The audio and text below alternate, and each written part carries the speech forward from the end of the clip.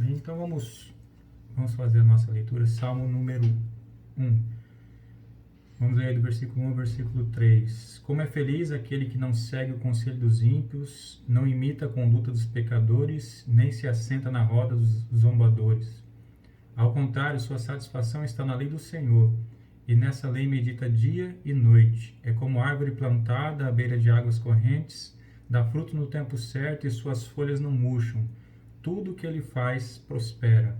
Senhor, no nome de Jesus, nós estamos aqui para te agradecer em primeiro lugar, Senhor, por mais esta semana que se passou, por essa semana que se inicia, pelas bênçãos que o Senhor nos deu, pelos livramentos que o Senhor nos concedeu, porque o Senhor nos guardou, Senhor, porque o Senhor não permitiu que nada nos faltasse. O Senhor mesmo, Pai, cumpre as tuas promessas sobre as nossas vidas, Senhor. E mais uma vez estamos reunidos, ó Pai, digitalmente, reunidos, Senhor, desta maneira, mas reunidos, ó Pai. Mais uma vez a tua igreja se reúne em comunhão ao Senhor para ouvir a tua palavra, para ouvir a tua voz, para receber a sua orientação, a sua instrução. E a nossa oração é a mesma de sempre, Senhor. Fala conosco, Senhor. Fala conosco, não de qualquer maneira, Senhor. Fala conosco de maneira transformadora. Fala conosco, Senhor, com os nossos corações preparados, abertos, Senhor, a receber a tua palavra. Que a tua palavra possa vir a nos transformar, Senhor, a nos moldar, a sermos mais parecidos cada vez mais contigo, com teu Filho Jesus Cristo, Pai. Fala tremendamente a nós, Senhor, no nome de Jesus. Amém. Amém. Eu acredito que todos se já não conhecem o Salmo 1 por completo, já ouviram pelo menos um versículo, já ouviram pelo menos uma parte, já ouviram de alguma maneira a promessa que aqui está. E é um salmo curto, tem mais alguns versículos que a gente não leu, mas a gente vai se ater a essa primeira parte, a gente vai se ater sobre essas questões e essas promessas que aqui estão e o salmista nos deixou. A palavra não reconhece, nem mesmo os teólogos sabem ainda reconhecer precisamente quem é o autor, mas a verdade é que aqui está, foi aceita no cano e aqui está para falar conosco, mesmo tantos anos depois, mas para falar aos nossos corações, para nos orientar. E nos dias que a gente vive hoje, a gente começa a perceber que é nos grandes momentos de crise que o homem é testado, que o homem de Deus tem sua fé colocada à prova. É nos momentos de crise que a gente tem a oportunidade de realmente revelar e dar testemunho daquilo que nós realmente cremos e no poder de Deus que está sobre nós, né? O William Shakespeare ele tem uma frase que diz que quando o mar está calmo, qualquer barco navega bem. E é uma verdade. Quando o mar está calmo, na calmaria, qualquer barco, mesmo sem estrutura, ele consegue navegar. Mas quando vem a tormenta, quando a bonança se afasta, então é necessário que o barco seja diferente, principalmente que o marinheiro também seja diferente. É necessário algum outro tipo de experiência, é necessário outro tipo de vivência. E na nossa fé não é diferente.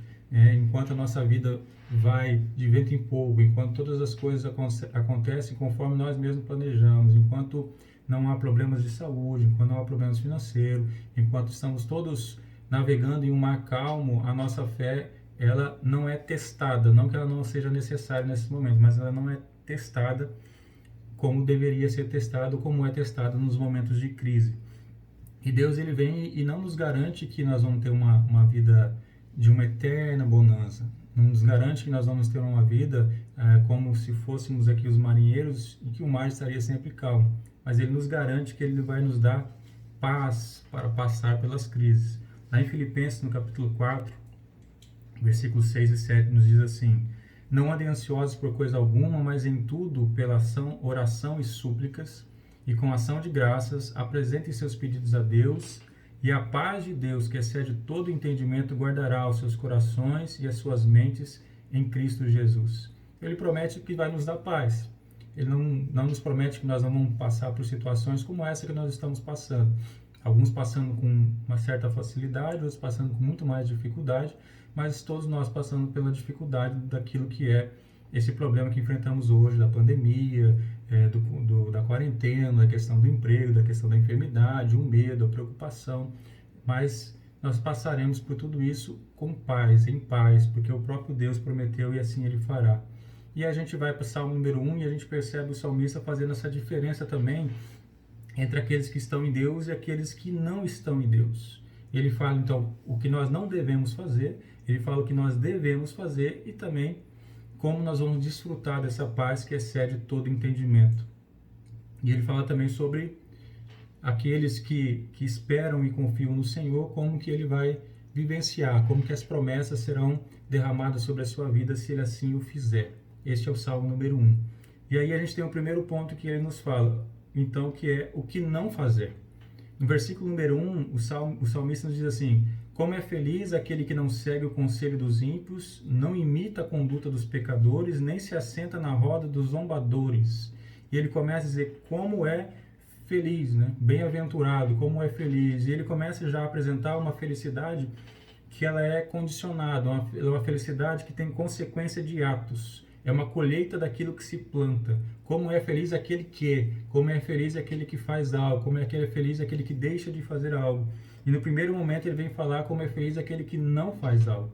Como é feliz aquele que não segue o conselho dos ímpios. E aí, se a gente for se ater à questão do conselho em si, a palavra de Deus vem nos falar da importância do conselho em vários momentos, e Provérbios tem vários versículos que vão falar sobre isso. E eu trouxe aqui 2 para a gente poder exemplificar, e depois outros que eu vou ainda trazer, que Provérbios 11:14 nos diz assim: sem diretrizes a nação cai, o que salva é ter muitos conselheiros.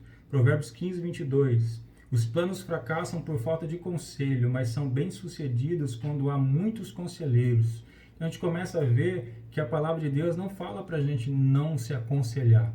A palavra de Deus não fala, como muitos têm a defender, assim: olha, você tem que ter seus planos, não conte nada a ninguém, siga o seu caminho e faça isso, apenas você e Deus. Essa não é uma verdade da palavra. A palavra fala que a gente precisa sim buscar conselhos. A questão é em quem estamos buscando esses conselhos. Os conselhos são importantes, sim, mas eles não podem ser solicitados e não serve o conselho de qualquer pessoa.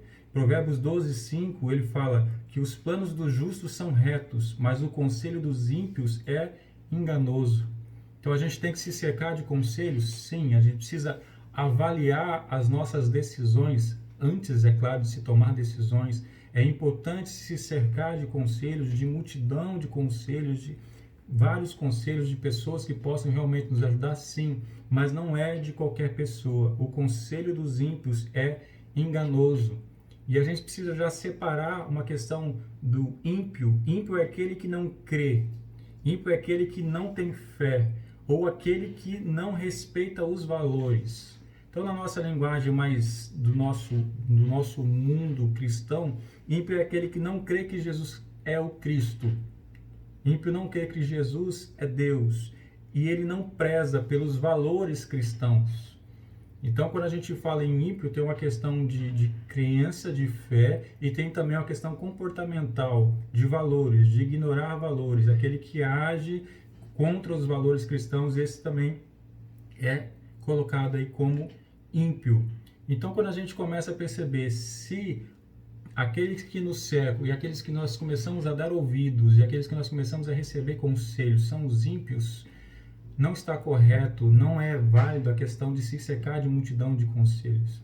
E a gente começa a olhar para as nossas vidas, para o nosso mundo concreto, real, e a gente percebe muitos jovens, por exemplo, que recusam o conselho dos pais, que recusam o conselho dos pastores, que recusam o conselho de pessoas próximas para dar ouvidos para colegas de escola, de faculdade, de trabalho, e começa a ignorar aqueles conselhos que poderiam vir daqueles que poderiam trazer o conselho correto, de acordo com a palavra, de acordo com a orientação que deveria ser feita, e começa a dar ouvidos a outras pessoas. O problema disso, ele é um só, é que muitas das vezes as pessoas não procuram conselhos, as pessoas não estão querendo se cercar de informações ou de orientações de algumas pessoas para embasar as suas próprias decisões. Muitas das vezes, quando as pessoas procuram conselhos, eles estão querendo aprovação para as decisões que eles já tomaram pela própria carne. E ao procurar essas aprovações, o ser humano ele tem essa capacidade, o ser humano ele tem o intelecto, ele consegue raciocinar e tem a sensibilidade de interpretar as coisas. Se ele quer a aprovação de algo, ele não vai procurar no local que ele sabe que vai dizer o contrário. Ele vai procurar aprovação justamente naquele local, naquelas pessoas que vão saciar a sua vontade de aprovação. Então, o problema, às vezes, de onde se busca o conselho é porque não se quer conselho, mas se quer, na verdade, aprovação. Provérbios, ainda no 12, versículo 15, nos diz assim: o caminho do insensato parece-lhe justo, mas o sábio ouve os conselhos. O caminho do insensato parece-lhe justo, parece-lhe correto. E aqui é interessante e ao mesmo tempo preocupante, porque uma coisa é aquela pessoa que age com a consciência de fazer algo errado. Mas aqui a palavra vem falar que às vezes o caminho do insensato parece-lhe justo. Ele acredita que está fazendo algo correto e ele acredita que aquilo é o melhor a se fazer. Só que se ele tivesse se cercado de bons conselhos, de bons conselheiros, ele teria percebido que aquele caminho que ele acreditava ser o correto não era assim a verdade. Mas a palavra diz que o sábio então ouve conselhos. O sábio procura conselhos para que possa ajustar a sua vontade à vontade de Deus. Ajustar aquilo que ele tem planejado, ajustar aquilo que ele tem sonhado, ajustar as decisões que ele está prestes a tomar, aquilo que é a vontade de Deus. Então, feliz é quem recebe conselhos, mas não recebe de qualquer um ou de qualquer parte, mas conselhos da parte do Senhor, conselhos da palavra, conselhos daqueles que não são ímpios, mas que professam a fé e testemunham da mesma fé que você tem. E aí ele vem e diz também que como é feliz quem não imita a conduta dos pecadores. Então, aqueles que não seguem os conselhos dos ímpios, aqueles que seguem os conselhos daqueles que têm uma vida cristã, uma vida em Deus, e também aqueles que não imitam a conduta dos pecadores. E aí a gente precisa pensar sobre essa imitação. E para a gente fazer uma reflexão, é simples a pergunta: quem é a sua referência? Quem é a sua base? Quais são as pessoas em quem você se espelha? Quem é essa pessoa que você se espelha? E essa pessoa em que você se espelha, ou essas pessoas em que você se espelha, elas se espelham em Cristo Jesus? Elas têm uma vida devota, entregue, realmente cristã? Essas pessoas que você tem se espelhado para imitar, para fazer conforme, para seguir os passos, essas pessoas seguem a Cristo ou elas não seguem a Cristo? Muitas das vezes as pessoas imitam pecadores para se sentirem aceitos ou para serem aceitos em alguns grupos sociais.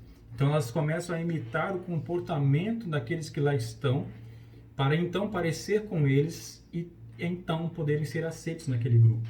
Essas pessoas não são felizes, como a palavra coloca. Elas não são felizes, não são bem-aventuradas, porque elas são escravas da aceitação. Elas são escravas da aprovação de alguém. Quem manda ainda é a carne, porque a satisfação da aceitação, ela é movida pela carne. Ele não está disposto a negar-se a si mesmo, ele não está disposto a caminhar conforme Cristo, ele não está disposto a realmente a viver um cristianismo real. Ele quer simplesmente ser aceito em um meio. Ele quer simplesmente fazer parte de algo. Então ele começa a se mover como se aquilo, como se ao conseguir fazer parte, ele então pudesse ser feliz. Só que ele vai descobrir que ao fazer parte ele não será feliz. Ele vai então tentar buscar outros e outros grupos e outras aceitações, e para isso ele vai imitar outros e até o ponto de que ele mesmo não se reconheça mais, quando deveria ele imitar a Cristo, deveria ele imitar aqueles que imitam a Cristo. Quando a gente olha para Paulo, lá em 1 Coríntios capítulo 11, no versículo 1, ele diz: tornem-se meus imitadores como eu sou de Cristo. E muitos entendem isso, essa fala dele talvez até como uma fala arrogante, mas não o é. O mesmo Paulo que o diz assim, em Gálatas capítulo 1, versículo 10, ele diz: acaso busco eu agora a aprovação dos homens ou a de Deus? Ou estou tentando agradar a homens? Se eu ainda estivesse procurando agradar a homens, não seria servo de Cristo. É a mesma pessoa que está dizendo assim: olha, sejam meus imitadores. É uma pessoa que vai e nega justamente o que as pessoas tentam imitar num objetivo incorreto, que é de fazer parte de algum lugar, de ser aceito por algumas pessoas. E essa mesma pessoa que diz: sede meus imitadores, ele deixa claro: eu não estou aqui para agradar a homens. Eu estou aqui para agradar a Deus. Eu estou aqui para fazer aquilo que agrada ao meu Senhor, ao meu Deus. Pessoas assim são dignas de ser imitadas. Pessoas assim, realmente a gente precisa se espelhar neles e não se espelhar em pecadores. Porque se esperar em pecadores e buscar ali a aceitação de homens não é algo que um servo de Cristo faz. O servo de Cristo busca sempre a aprovação dele junto a Deus. Busca a aprovação da sua conduta junto a Deus. E não junto aos homens, e não a aprovação de homens. Então, bem-aventurados aquele que não imita os pecadores. Como é feliz ainda quem não se assenta na roda dos zombadores, ou em algumas versões, na roda dos escarnecedores. E olha que o salmista não diz que bem-aventurado aqueles que não têm uma relação social com eles, bem-aventurados aqueles que não convivem, não. Ele vem e fala, bem-aventurados aqueles que não se assentam, aqueles que não fazem parte, aqueles que não são coniventes com os escarnecedores e com os zombadores, aqueles que não se assentam na mesma roda, não se fazem parte, não aceitam. E aí, de novo, a gente vem uma questão de tentar ser aceito. E quando a gente tenta ser aceito, a gente passa a aceitar muitas coisas. E muitas das vezes ir contra os nossos próprios princípios. E zombar e escarnecer é simplesmente dizer algo para provocar riso acerca de algo ou de alguém. Ou seja, é tentar ser feliz à custa da tristeza de alguém.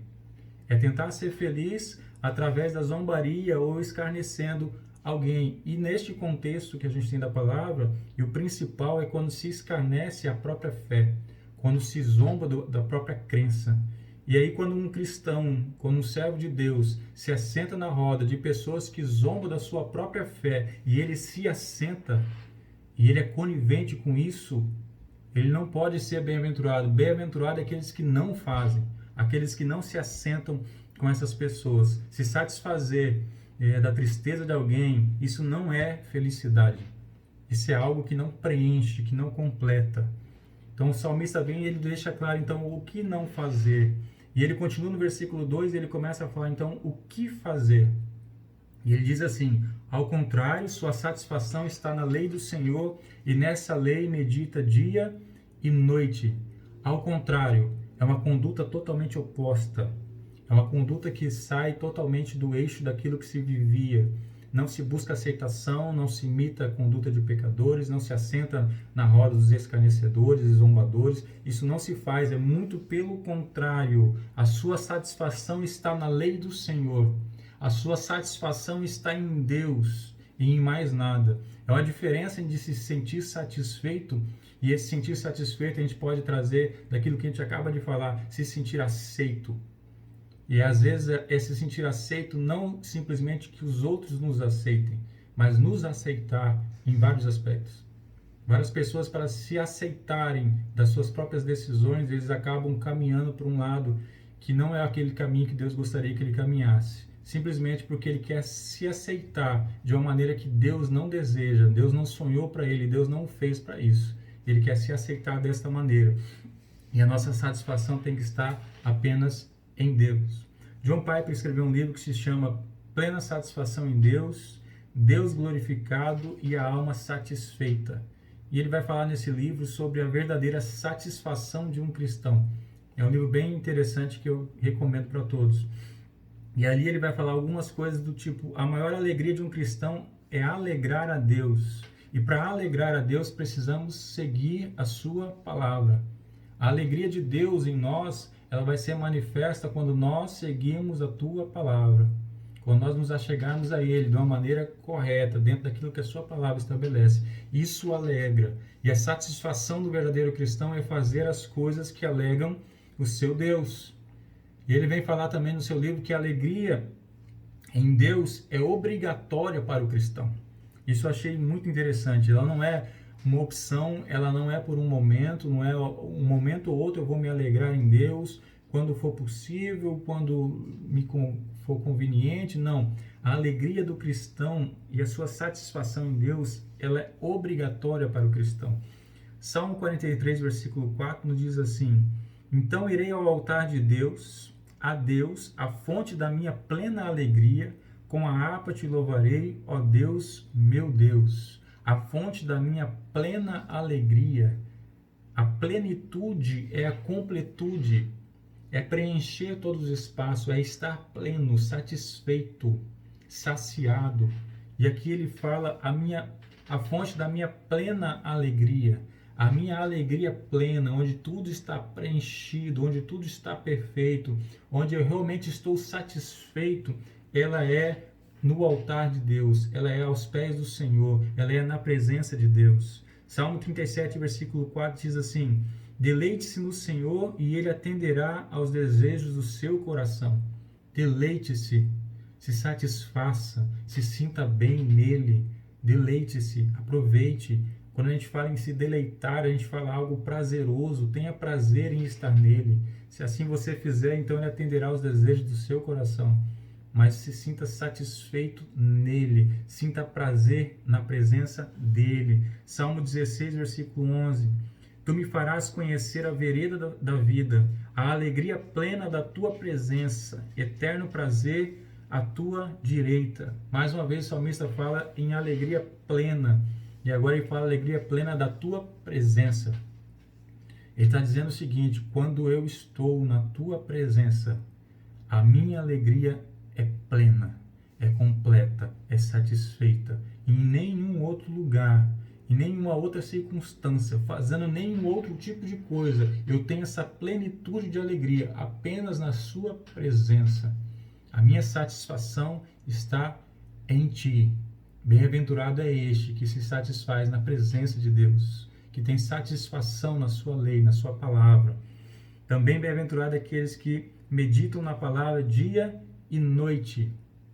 E a gente precisa entender que não se trata de uma leitura pesada, não se trata de uma leitura obrigatória ou uma leitura que não seja prazerosa. Não, quando ele está falando aqui, aquele que medita na lei de dia e de noite, é aquele que tem prazer na sua palavra, aquele que tem prazer na leitura, e não só na leitura, ele fala em meditar, vai além. Porque a gente pode ler a palavra, a gente pode estudar a palavra de maneira aprofundada, inclusive, mas a gente está falando aqui em meditar. E o meditar envolve não apenas ler e entender, que muitas das vezes isso já é um obstáculo para muitas pessoas. Eu costumo falar, geralmente, em discussões tanto de Bíblia quanto questões outras na minha vida profissional, de que no nosso país nós temos um problema enorme chamado interpretação de texto. Então, às vezes, ler e entender já é um problema. É muito mais, o meditar é muito mais do que saber melhor interpretar. Exegese, hermenêutica, o conhecimento teológico para compreender o que quis dizer, o que deixou de dizer, qual era o contexto que existia, o que aquela palavra no grego queria dizer. O meditar vai além do interpretar e do estudar. O meditar envolve incluir a sua própria vida. Inclua a sua própria vida na leitura e se permita ser transformado pela palavra. Isso é meditar. É ler, compreender, entender, inserir a própria vida no contexto para saber e meditar sobre aquela palavra, sobre como ela vai me transformar. Isso é meditar. Como a minha vida será impactada, o que eu preciso fazer, o que eu preciso deixar de fazer. O que o salmista fala nesse salmo, ele estava a meditar. O que ele não deveria fazer, o que ele deveria fazer, como ele deveria agir, como isso vai transformar a sua própria vida. Isso é meditar. Nós precisamos parar de apenas ler. E aqui eu estou partindo ainda do princípio de quem, pelo menos, já faz a leitura da palavra. Nós precisamos parar de apenas estudar. Nós precisamos começar a meditar. Este sim é o bem-aventurado.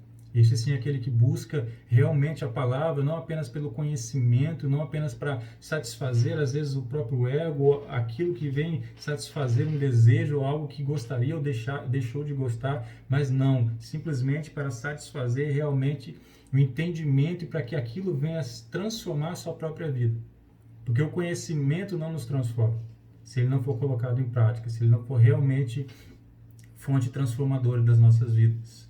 Então a gente viu o que não fazer, a gente viu o que fazer, e um terceiro ponto que a gente tem neste Salmo primeiro é como são aqueles que se satisfazem em Deus e meditam na sua palavra.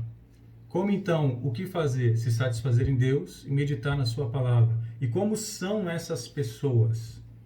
Quem assim o faz, como elas são? E o versículo 3 responde essa pergunta. O versículo 3 nos diz assim: é como árvore plantada à beira de águas correntes, dá fruto no tempo certo e suas folhas não murcham. Tudo que ele faz prospera. Assim são essas pessoas. E quando a gente ouve essa árvore plantada junto às águas, junto aos ribeiros de águas, à beira do rio, a gente tenta vislumbrar algo talvez que seja uma bonança eterna, uma tranquilidade eterna. E as coisas também não são assim. As águas do rio, as águas sobem. E as árvores que estão à beira do rio, então, muitas das vezes estão em região alagada, porque as águas do rio subiram. Quando as águas do rio baixam, quando o seu leito, por causa do período de seca, se restringe, então essa árvore precisa ter como alcançar as partes inundadas, para alcançar as águas. Então, nem sempre quem está à beira do rio, à beira da água, ele faz parte dessas promessas. Não basta estar à beira. É necessário, então, que ele tenha raízes fortes e raízes longas. É necessário não só estar à beira do rio, mas é necessário estar realmente firmado à beira do rio. É necessário que as suas raízes sejam fortes para sustentar a sua árvore, sustentar naquele local, mesmo quando houver instabilidade, mesmo quando o terreno já não for tão firme. É necessário ter raízes longas para quando o leito do rio baixar, ele ainda assim alcançar as águas. Então, não é qualquer árvore que vive à beira das águas. Não é qualquer árvore que sobrevive nesse contexto. Não é simplesmente ser colocado. Não é simplesmente o local em si, mas faz parte de um relacionamento firme, forte, duradouro com o nosso Deus, com o nosso Senhor. Então, a satisfação dessas árvores que ali estão é cumprir o seu papel. Porque aqui diz que as suas dão fruto no tempo certo e as folhas não murcham. Eles têm sombra constante. Na seca, quando as suas folhas murcham, suas folhas caem, quando ela fica sem folhas, a árvore perde uma das suas funções, que é dar sombra. Sombra aos animais, sombra às pessoas e também dar seu fruto. E aqui ele vem e diz que as pessoas que aqui o são como árvores que cumprem sempre o seu papel, dão fruto no tempo certo, quando é para dar, quando é o seu tempo, e também as suas folhas não murcham. A satisfação dessas árvores é cumprir o plano de Deus para elas. A satisfação daqueles que estão em Deus é cumprir a vontade de Deus e não a própria vontade. Qual é o seu chamado? Qual é a sua função? A função da árvore aqui é dar fruto. A função da árvore aqui é dar sombra. E quando elas ali estão, elas dão o seu fruto de maneira intermitente, de maneira direta. Eles sempre estão dando fruto, sempre estão no tempo certo e sempre estão dando sombra. Por quê? Porque as suas folhas não murcham. E nós, qual é a nossa satisfação? Se não for cumprir a vontade de Deus, e para isso a gente precisa entender qual foi o nosso chamado, precisa entender porque aqui nós estamos, que não estamos aqui simplesmente para passar por alguns anos, mas estamos aqui para sermos usados por Deus e precisamos cumprir aquilo que Deus tem planejado para nós e nos satisfazer nisso. E quando assim a gente viver e quando assim a gente fizer, continua a palavra dizendo que então tudo que eles fazem prospera. Se a gente voltar em Josué, a palavra vai dizer, Josué capítulo 1, versículo 7 e 8, somente seja forte e muito corajoso, tenha cuidado de obedecer a toda a lei que o meu servo Moisés lhe ordenou. Não se desvie dela nem para a direita, nem para a esquerda, para que você seja bem-sucedido por onde quer que andar. Não deixe de falar as palavras deste livro da lei e de meditar nelas de dia e de noite, para que você cumpra fielmente tudo o que nele está escrito. Só então os seus caminhos prosperarão e você será bem-sucedido. Ele fala a mesma coisa sobre a questão de meditar, sobre não se desviar da palavra nem para a direita nem para a esquerda. Se assim o fizer, tudo o que você fizer prosperará. Só então, se você não deixar de falar da palavra, se você não deixar de meditar na palavra, só então os seus caminhos prosperarão e você será bem-sucedido. É isso que promete, é isso que fala a palavra para nós. Para a gente entender um pouco melhor o contexto do salmista, a gente pode voltar lá em Jeremias, no capítulo 17, no versículo 5 ao 8. O profeta diz assim, falando aquilo que Deus deu a ele: assim diz o Senhor, Maldito é o homem que confia nos homens, que faz da humanidade mortal a sua força, mas cujo coração se afasta do Senhor. Ele será como um arbusto no deserto, não verá quando vier algum bem, habitará nos lugares áridos do deserto, numa terra salgada onde não vive ninguém. Mas bendito é o homem cuja confiança está no Senhor, cuja confiança nele está. Ele será como uma árvore plantada junto às águas e que estende as suas raízes para o ribeiro.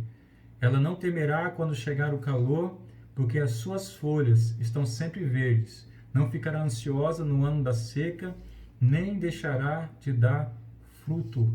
Deus fala através de Jeremias e distingue aqui, assim como o salmista fez a distinção das pessoas, aqui ele vai fazer a distinção entre aqueles que confiam em homens e aqueles que confiam no Senhor. Aqui a separação é a mesma, a nomenclatura é outra, mas a separação é a mesma. Aqueles que confiam em Deus têm uma visão diferente do próprio Deus a elas. Aqueles que confiam em homens são amaldiçoados, aqueles que confiam em Deus são abençoados. Aqueles cuja confiança está no Senhor.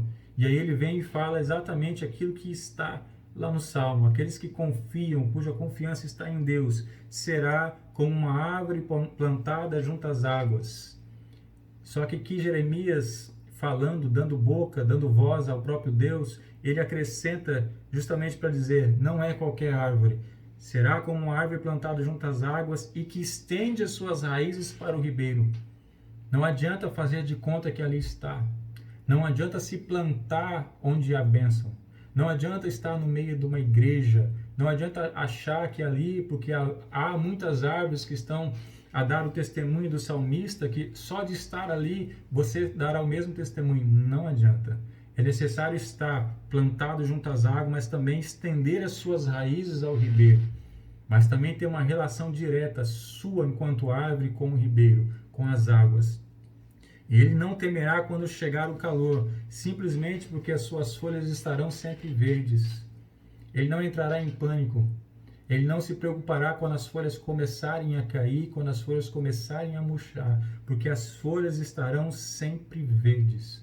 Ele não vai ser instável, ele não vai ter uma fé oscilante. Ele está plantado junto ao ribeiro, suas raízes alcançam o ribeiro e ele tem sempre as suas folhas verdes. Ele não ficará ansioso no ano da seca, nem deixará de dar fruto.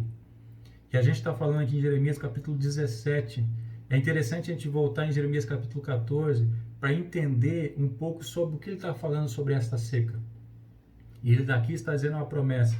Aqueles que confiam em Deus não ficarão ansiosos no ano da seca. Não quer dizer que não haverá seca. Ele não ficará ansioso. No capítulo 14, versículo 1 ao versículo 6, diz assim: essa é a palavra que o Senhor dirigiu a Jeremias acerca da seca.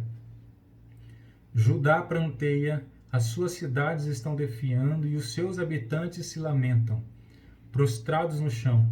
O grito de Jerusalém sobe, os nobres mandam os seus servos à procura de água. Eles vão às cisternas, mas nada encontram. Voltam com os potes vazios, e decepcionados e desesperados cobrem a cabeça. A terra nada produziu porque não houve chuva, e os seus lavradores, decepcionados, cobrem a cabeça.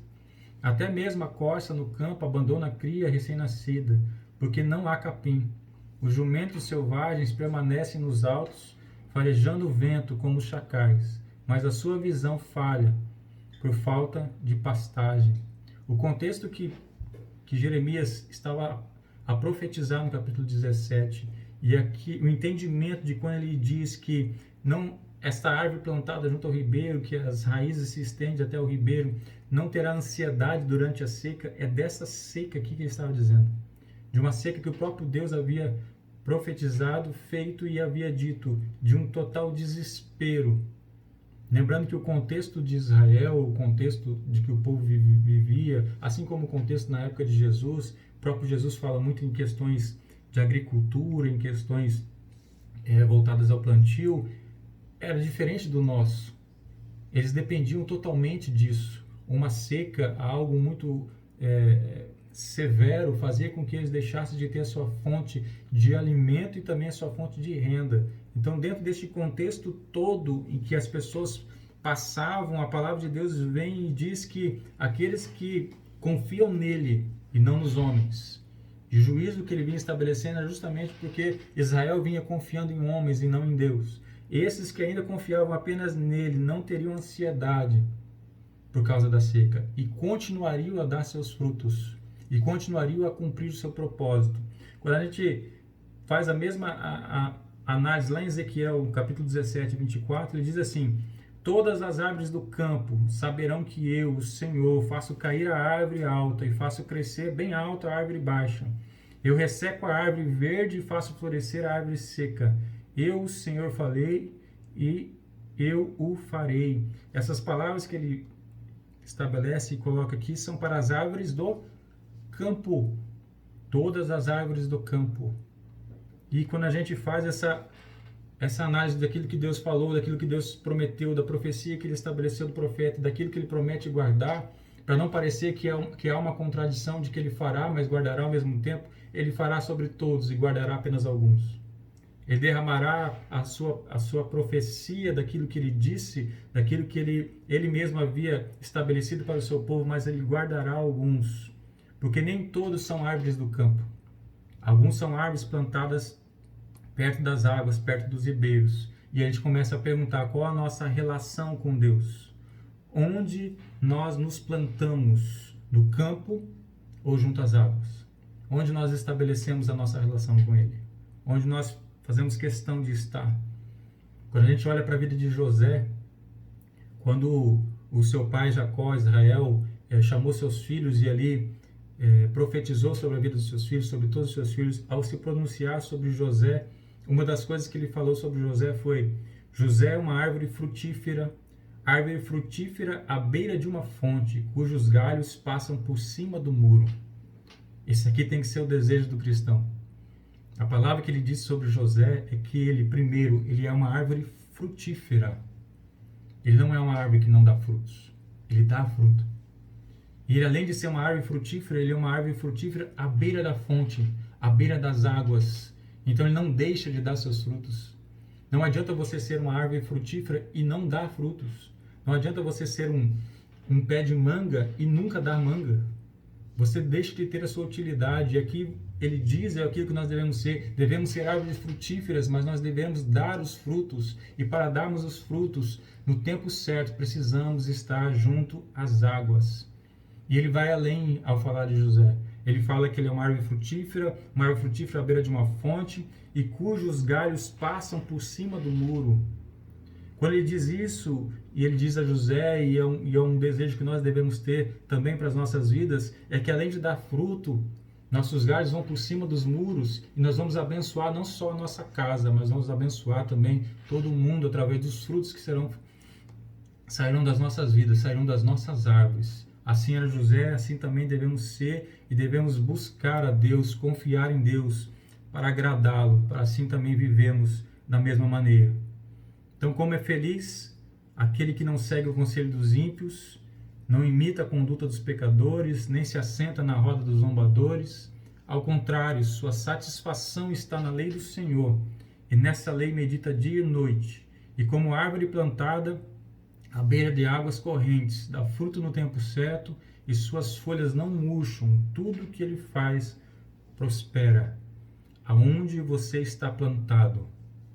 Não vai ser olhando para o lado, não vai ser procurando um ribeiro que você vai responder essa pergunta.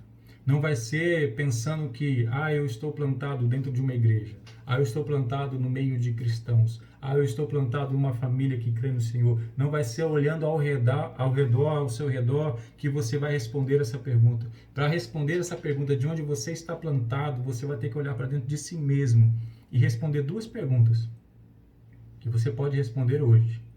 Onde está a sua satisfação? E a outra pergunta: onde está a sua confiança?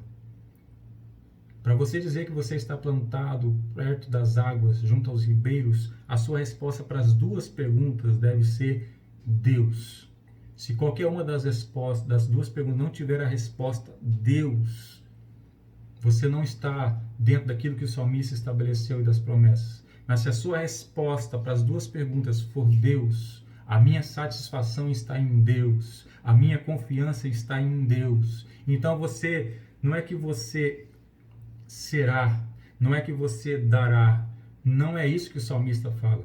O salmista fala, você é como uma árvore plantada à beira de águas correntes. Você é. Ele não diz você será. Você é. A melhor maneira de saber se você está do lado daqueles que confiam em Deus, daqueles que confiam nos homens, como o profeta Jeremias profetizou, é poder entender como está a sua vida agora. Porque o salmista diz, você é como a árvore plantada à beira de águas correntes. Você dá fruto no tempo certo e suas folhas não murcham. Ele não falou você dará, não, você dá. Você dá fruto no tempo certo e suas folhas não murcham. Se suas folhas estão murchas, se você não está dando fruto, então você não está junto aos ribeiros.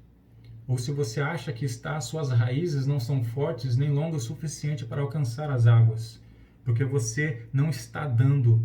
E a palavra diz que você dá fruto. E tudo que faz prospera.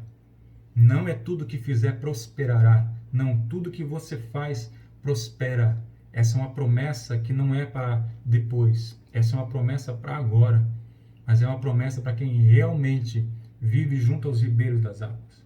Aqueles que confiam apenas em Deus, que colocam toda a sua esperança em Deus. Aqueles que se satisfazem apenas em Deus. Em que sua alegria e a plenitude da sua alegria, da sua satisfação, a sua alegria completa está na presença de Deus. E medita na sua palavra de dia e de noite, e busca se transformar pela sua palavra todos os dias. Se assim você é, então você é uma árvore plantada junto aos ribeiros. Você dá fruto no tempo certo. E você, tudo que fizer, prospera. Assim são essas pessoas e assim devemos ser nós. Amém? Feche seus olhos onde você está. Vamos orar. Senhor, meu Deus, meu Pai, muito obrigado, Senhor, pela Tua palavra. Muito obrigado, Senhor, porque no meio da angústia, no meio, Senhor, do medo, no meio, Senhor, das preocupações, o Senhor vem nos lembrar, ó Pai, que a nossa confiança, Senhor, está apenas em Ti. A nossa confiança está em quem realmente pode fazer, Senhor, e operar, ó Pai. Nossa confiança está nas mãos de um Deus Todo-Poderoso, Senhor, para o qual nada é impossível. Nossa esperança está em Ti, Senhor. Nossa satisfação está em Ti. Nossa satisfação está em Te alegrar, Senhor. E para Te alegrar, ó Pai, nós precisamos obedecer a Tua palavra, Senhor. Que a gente possa, Senhor, colocar nos nossos corações, Senhor, um desejo ardente, Senhor, pela Tua palavra. Um desejo ardente, Senhor, não apenas de conhecer a Tua palavra, mas de sermos transformados, regenerados pela Tua palavra, Senhor. Sermos cada vez mais parecidos contigo, parecidos com Teu Filho Jesus Cristo, Senhor. Queremos assim viver, queremos assim ser, Senhor, para dar testemunho a este mundo, ó Pai. E quando olharem para as nossas vidas, eles possam ver árvores plantadas junto aos ribeiros das águas, árvores fortalecidas com raízes, ó Pai, que se sustentam, com raízes que alcançam as Tuas águas, que alcançam o Teu Espírito, Senhor, que a gente possa realmente, Senhor, dar testemunho, ó Pai, que somos, ó Pai, e que damos frutos, ó Pai, que não deixamos de dar frutos, e os frutos que nós damos no tempo certo, no momento certo, Senhor, são os frutos do Teu Espírito Santo, ó Pai.